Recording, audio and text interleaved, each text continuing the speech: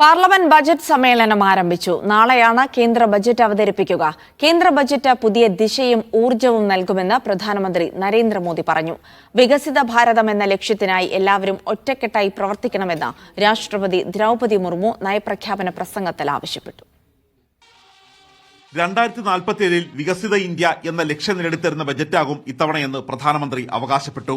സുപ്രധാനമായ തീരുമാനങ്ങൾ ഈ ബജറ്റിലുണ്ടാകും. വിദേശത്ത് നിന്ന് ഇപ്പോൾ വ്യാജ പ്രചരണങ്ങൾ ഇല്ലെന്ന് മോദി പറഞ്ഞത് വിവാദമായി. पहला सत्र में पिछले 10 साल के बाद देख रहा हूं कि जिसमें किसी भी विदेशी कोने से कोई चिंगारी नहीं हुई. ദളിതർക്കും സ്ത്രീകൾക്കും വികസന പദ്ധതികളിൽ മുൻഗണന നൽകുമെന്ന് നയപ്രഖ്യാപന പ്രസംഗത്തിൽ രാഷ്ട്രപതി വ്യക്തമാക്കി. मेरी सरकार का मंत्र है सबका साथ, सबका विकास, सबका विश्वास और सबका प्रयास, और इस मंत्रों का एक ही लक्ष्य है विकसित भारत का निर्माण. ധനമന്ത്രി നിർമ്മല സീതാരാമൻ നാളെ പൊതുബജറ്റ് അവതരിപ്പിക്കും. മീഡിയ 1 ഡൽഹി.